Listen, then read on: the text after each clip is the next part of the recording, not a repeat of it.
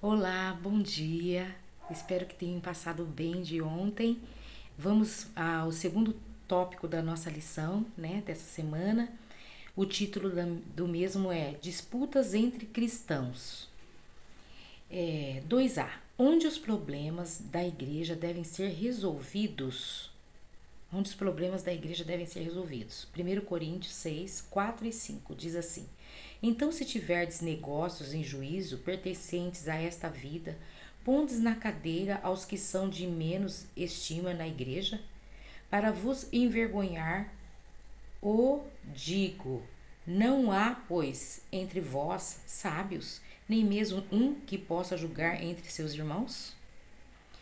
Os santos devem julgar o mundo. Sendo assim, será que precisam depender do mundo e de advogados seculares para resolver as dificuldades entre si? Deus não quer que levem os próprios problemas aos súditos do inimigo em busca de resolução. Confiemos uns nos outros. Mensagem Escolhidas, volume 3, ou melhor, página 303. Então, nós temos que confiar no Senhor as nossas demandas, meus queridos.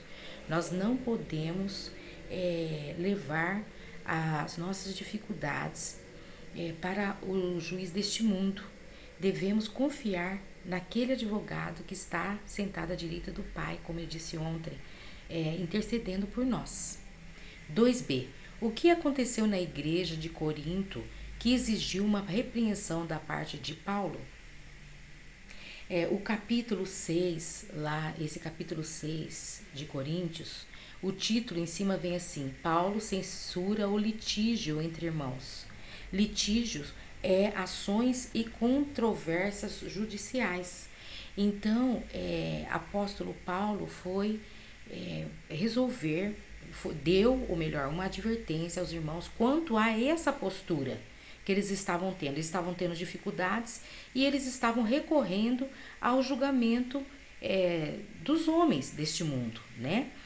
E aqui diz o verso assim: ousa algum de vós, tendo algum negócio contra o outro, ir a juízo perante os injustos e não perante os santos? Não sabeis vós que os santos hão de julgar o mundo? Ora, se o mundo deve ser julgado por vós, sois porventura indignos de julgar as coisas mínimas?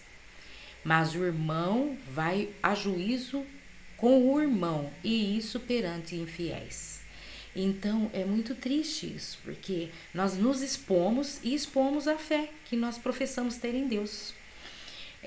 Aqui no livro Mensagem Escolhida, volume 3 ainda, página 302 e 303, diz assim: o mundo e os membros não convertidos da igreja têm interesses em comum.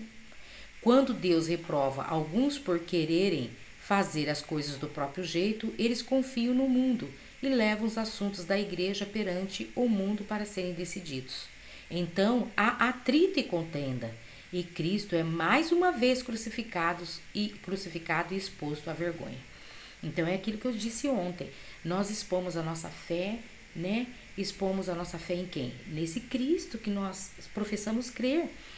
E agora o nome de cristão, o nome de Cristo é vituperado.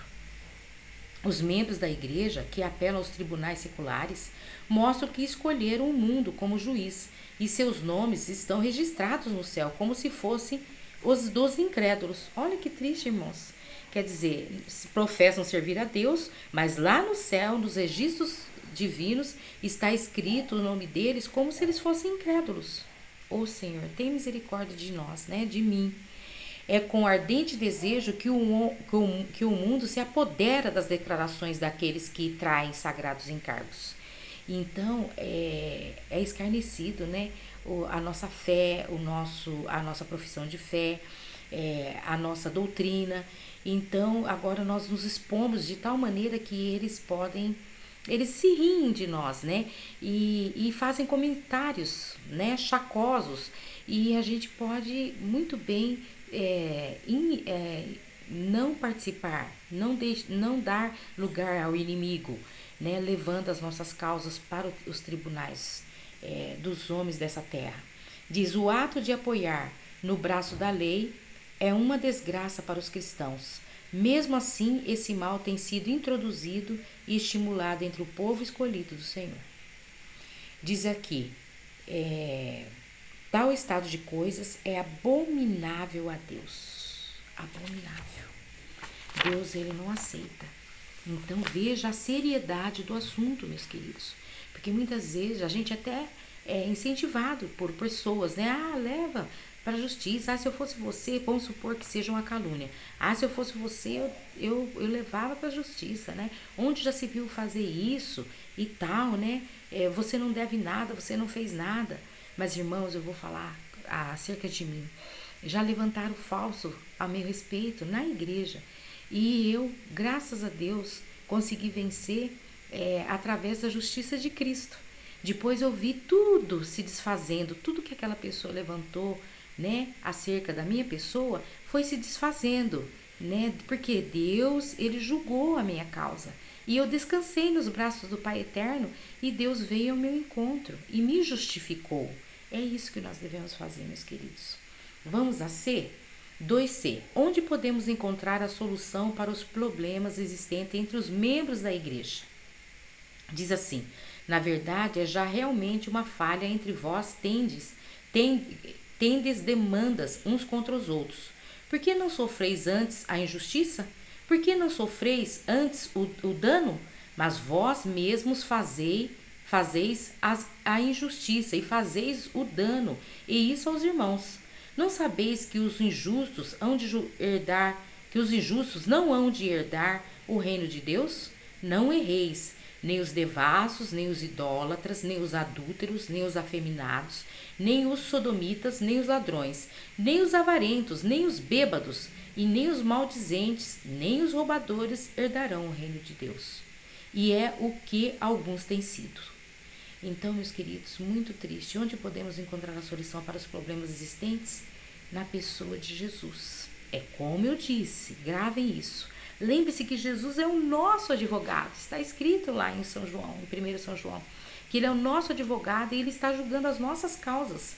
Aí diz aqui: mas se andarmos na luz, como ele na luz está, temos comunhão uns com os outros, e o sangue de Jesus, Cristo, seu Filho, nos purifica de todo pecado.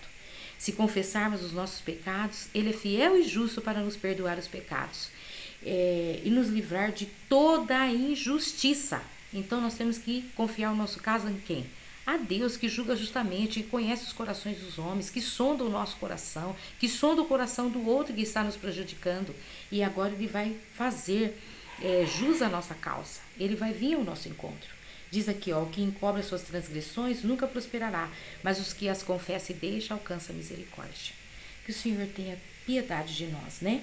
Vou ler um trecho da nota aqui do livro Caminho a Cristo, página 37. As condições para se obter misericórdia de Deus são simples, justas e razoáveis. O Senhor não exige atos penosos de nossa parte para que alcancemos o perdão dos pecados. Mas quem confessa os próprios pecados e os abandona, esse alcançará misericórdia. Seja você a vítima, ou seja você, irmão, ou algoz, vá até Cristo. Né? Confesse, abre seu coração para Deus e deixe sua causa nas mãos do Senhor, porque Ele julga justamente e Ele está disposto, né, a nos ajudar, a nos perdoar se caso nós fizemos alguma coisa que maculou, né, a nossa imagem e prejudicou o irmão, ou se caso nós nos sentimos ofendidos, né, e traídos por alguém que nos magoou através de um negócio ou de uma difamação. Entregue sua causa ao Senhor. Até amanhã, quando nós vamos nos encontrar novamente, continuando esse assunto. Um beijo no seu coração.